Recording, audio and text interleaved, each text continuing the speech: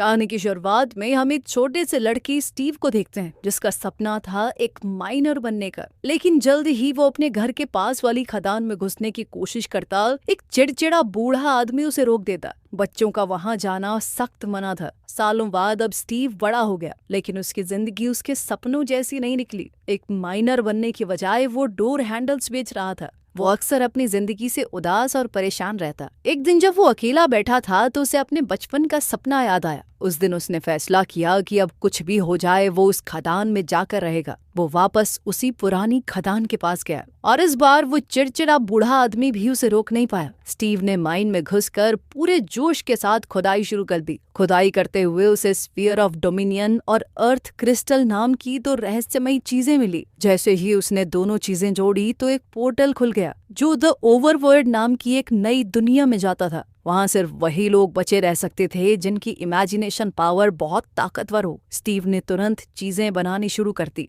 उसने वहां घर बनाए और अलग अलग तरह की बिल्डिंग्स भी। एक दिन उसने गुलाबी भेड़ देखी जिसकी ऊन से उसने एक और घर बना दिया। इसी तरह एक दिन उसे एक शिकारी भेड़िया भी मिला जो शुरुआत में तो उस पर हमला करने आया, लेकिन स्टीव ने उसे एक रसीली हड्डी दी और वो भेड़िया भी उसका दोस्त बन गया। स्टीव ने उसका नाम रखा डेनिस। उस दिन से दोनों पक्के दोस्त हो गए। स्टीव अपनी सपनों की डायरी से चीजें बनाता गया। इसी तरह कई साल बीत गए। एक दिन ओवरवर्ल्ड के कोने में उसे एक सुनसान पोर्टल मिला। उसके पास ही एक ब्लॉक भी मौजूद था। इसे पोर्टल में लगाते ही डेनिस बिना सोचे समझे पोर्टल में कूद गया, जिसके बाद स्टीव को भी उसके पीछे जाना पड़ा। उस दूसरी दुनिया में स्टीव को सुअर जैसे जीव मिले जिनका नाम था पिगलेट्स। ये सब मलोशा नाम की एक शैतान जादूगरनी के गुलाम थे। मलोशा ने अपनी पूरी जिंदगी एक चीज को ढूंढने में लगा दी थी जिसका नाम था स्फीयर ऑफ डोमिनियन, क्योंकि स्टीव के पास मौजूद था। जैसे वो स्फीयर लिया तो उसने खुद को अपने पूरे इलाके की रानी घोषित कर दिया। उसका मकसद था ओवरवर्ल्ड के ऊपर कब्जा करना। लेकिन स्टीव को अब ओवरवर्ल्ड अपने घर जैसा लगता था और वो ये होने नहीं दे सकता था। डेनिस की मदद से स्टीव ने भागने का एक खतरनाक प्लान बनाया और उस स्फीयर को चुरा लिया। उसने डेनिस से इस स्फीयर को इंसानी दुनिया में उसके घर में जाकर छुपाने को कहा। डेनिस उसका हुक्म मानते हुए चला गया। स्टीव को मलोशा ने अपना कैदी बना रखा था। वहीं डेनिस ने पूरे ब्रह्मांड की सबसे ताकतवर चीज, उस गोले को स्टीव के बेड के नीचे छुपा दिया। इस दौरान वो गोला और क्रिस्टल अलग हो गए, जिससे पोर्टल बंद हो गया। कई साल बीत गए और अब कहानी में गैरेट नाम का एक नया किरदार आया। वो एक पुराने समय का आर्केड गेम चैंपियन था। अब वो एक छोटे से शहर चगलस में रहकर एक गेम स्टोर चलाता था जो ज्यादा तो वैसे भी नहीं चलता था। एक दिन उसे कई महीनों से किराया नहीं भरा था। परेशान होकर वो एक लोकल स्टोरेज की नीलामी में गया। दरअसल उसे एक टिप मिली थी कि वहां किसी बॉक्स में एक खास गेमिंग रिमोट होगा जो अगर गैरेट को मिल गया तो उसके अच्छे पैसे बन सकते हैं। गैरेट ने $900 दे के एक स्टोरेज यूनिट खरीद लिया, ये सोचकर कि शायद उसे वो रिमोट मिल जाएगा। लेकिन डब्बे खोलने पर उसे कुछ भी खास नहीं मिला, सारा फालतू सामान। अपनी इस परेशानी में गैरेट ने नोटिस ही नहीं किया कि उसके पांव के पास स्फीयर ऑफ डोमिनेंस और अर्थ क्रिस्टल पड़े थे। हम नैटली और उसके छोटे भाई हेनरी को देखते हैं जो अभी अभी अपनी माँ की मौत के बाद इस शहर में शिफ्ट हुए थे। नैटली एक छोटी सी नौकरी कर रही थी। उनकी पड़ोसन डॉन ने उन्हें सामान वगैरह रखने में बहुत मदद की। अगली सुबह नैटली ने हेनरी के लिए पिज्जा बनाया ताकि वो स्कूल में नए दोस्त बना सके। क्लास में उनका टीचर काफी चिड़चिड़ा था। उसने सबसे कहा कि कुछ ऐसा बनाओ जो तुम असल जिंदगी में भी बना पाओ, लेकिन हेनरी ने एक जेट पैक का प्रोटोटाइप बना दिया। क्लास के बच्चों ने उसका मजाक उड़ाया, लेकिन हेनरी इस बात पर अड़ा रहा कि वो ये बना सकता है। उसने घर लेकिन टेस्ट के दौरान वो जेट पैक सीधा एक चिप्स बनाने वाली फैक्ट्री में क्रैश हो गया जहां उसकी बहन नैटली काम करती थी। इस घटना की वजह से हेनरी को प्रिंसिपल के ऑफिस में बुलाया गया। प्रिंसिपल अब उसके लीगल गार्डियन से बात करना चाहती थी। हेनरी ने घबराकर जैरेड को कॉल कर दिया जिसकी दुकान में वो अक्सर जाता रहता था और कहा कि प्लीज मेरे अंकल बन के आ जाइए। पहले तो जैरेड ने मना कर दिया, लेकिन फिर हेनरी बोला कि मैं $26 दे दूंगा आपको कैश। उसके बाद वो जल्दी से आ गया, लेकिन आने के बाद वो ईगो में अपनी गाड़ी से बाहर ही नहीं निकला। वो चाह रहा था कि प्रिंसिपल खुद उसके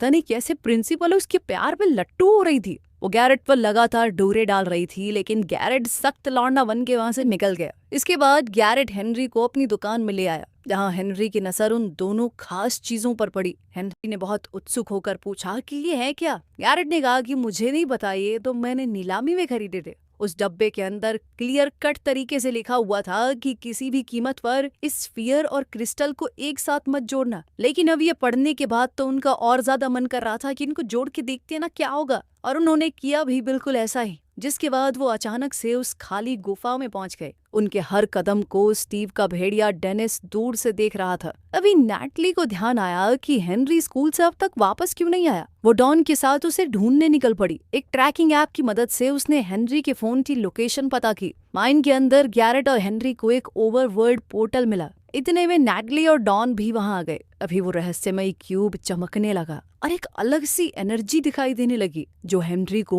ओवरवर्ल्ड में खींच के ले गई। बाकी सब ने उसे पकड़कर उसे रोकने की कोशिश की, लेकिन कुछ ही सेकंडों में चारों लोग उस पोर्टल में खींचे चले गए। जब उनकी आंखें खुली तो वो ओवरवर्ल्ड में खड़े थे, एक नई और अजीब सी दुनिया जहां सब कुछ रंगीन और जिंदा लग रहा था। अभी गैरेट की नजर एक गुलाबी भेड़ पर पड़ी, जिससे उसने पूछा कि सोना कहाँ मिलेगा। साथ ही एक गांव वाला उस खुले हुए पोर्टल को देखकर इंसानों की दुनिया में पहुंच गया।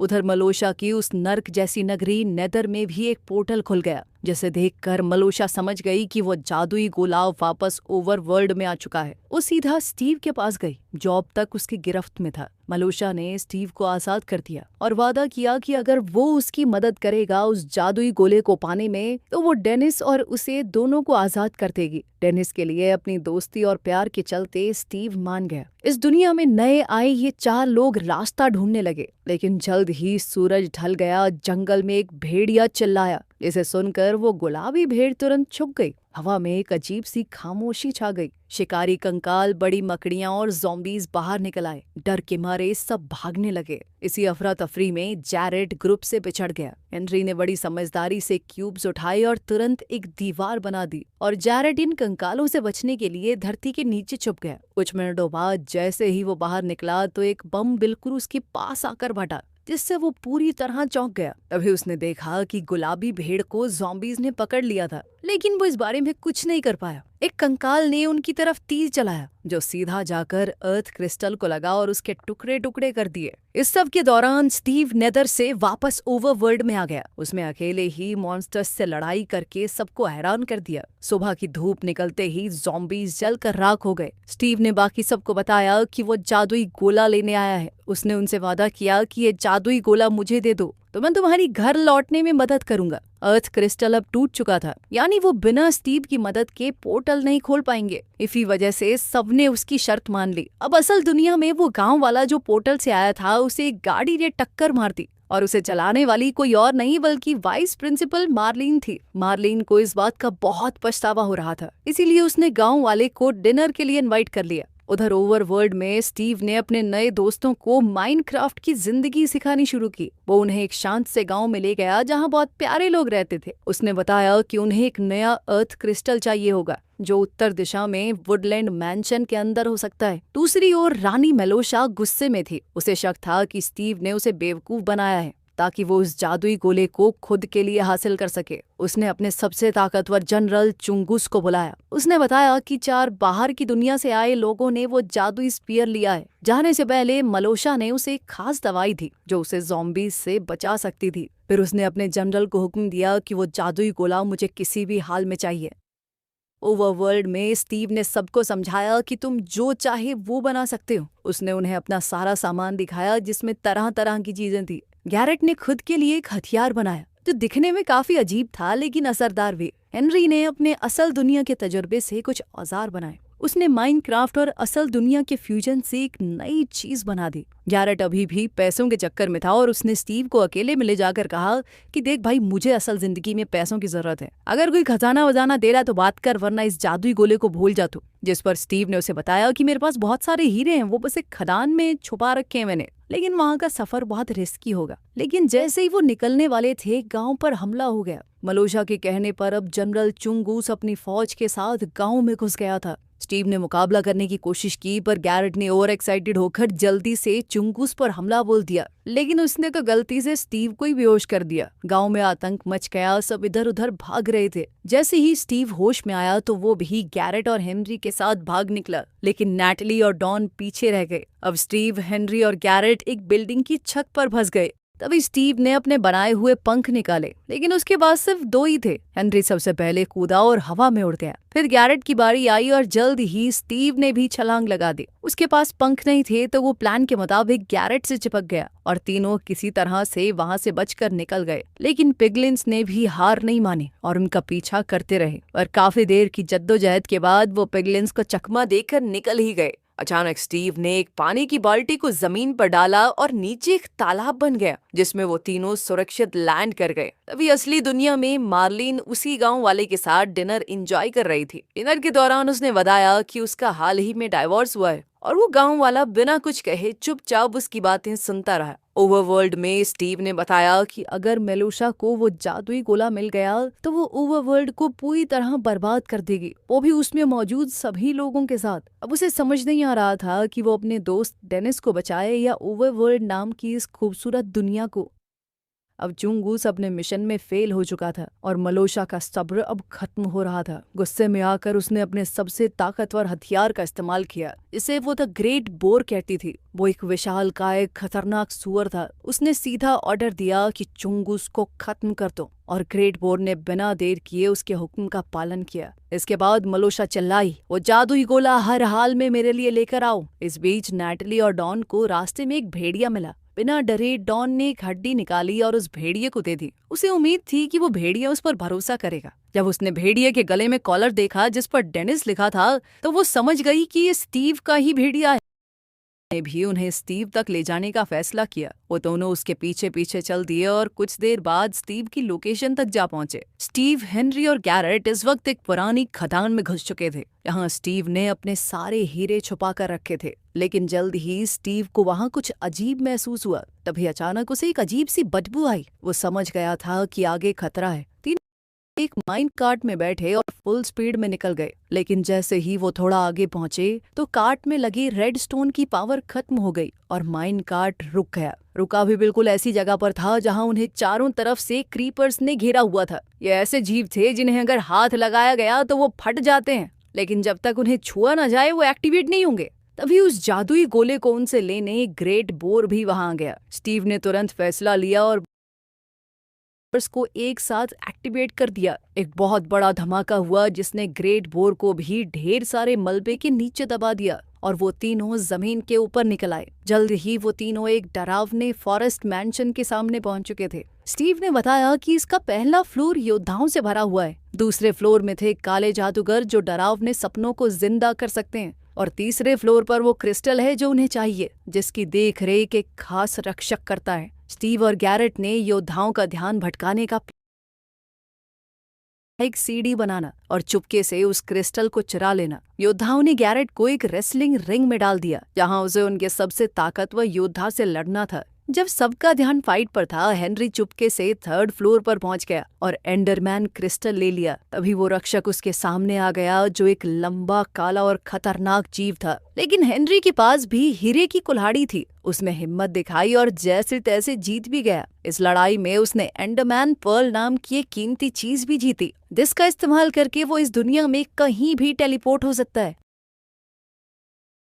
रहे थे, मलोशा एक खतरनाक मुस्कान के साथ उनके सामने आ गई। उसने अपनी ताकत से वो स्फीयर ऑफ डोमिनेंस और एंडरमैन क्रिस्टल छीन लिया। तभी गैरेट ने एक बार फिर से अपनी जान दांव पर लगा दी। उसने स्टीव और हेनरी को बचाया और प्लेन पे चढ़ा के भगा दिया, जबकि वो खुद पुल पर ही रुक गया। जल्द ही एक जबरदस्त धमाके में पूरा पुल फट गया, जिसके साथ जैरेड भी मारा गया। कुछ देर बाद स्टीव का पालतू भेड़िया डेनिस उसे ढूंढते हुए वहां तक पहुंच गया, पर तभी मेलोशा ने जादुई गोले का इस्तेमाल करके नेथर और ओवरवर्ल्ड के पोर्टल को और ज्यादा ताकतवर बना दिया। उसके एक हुक्म पर सूरज तक में अंधेरा छा गया। सभी दोस्तों ने तय किया कि उन्हें कुछ भी करके मलोशा को रोकना होगा। उन्होंने हथियार बनाए, मजबूत कवच बनाए और लोहे के रक्षकों की एक फौज तैयार की। सुबह होते ही उन बड़े किए हुए पोर्टल्स में से पिलगिन्स का एक बड़ा सा ग्रुप ओवरवर्ल्ड में घुस आया। मलोशा अपनी शैतानी हंसी हंस रही थी। उसे पता था कि लोही के रक्षक तब तक नहीं लड़ते जब तक उन्हें उकसाया न जाए, लेकिन एक डरपोक पिगलिन ने एक गलती कर दी। उसने पहले हमला कर दिया और बस सारे रक्षक एक्टिवेट हो गए। जल्द ही एक भयानक जंग शुरू हो गई। अपनी फौज को मुसीबत में देख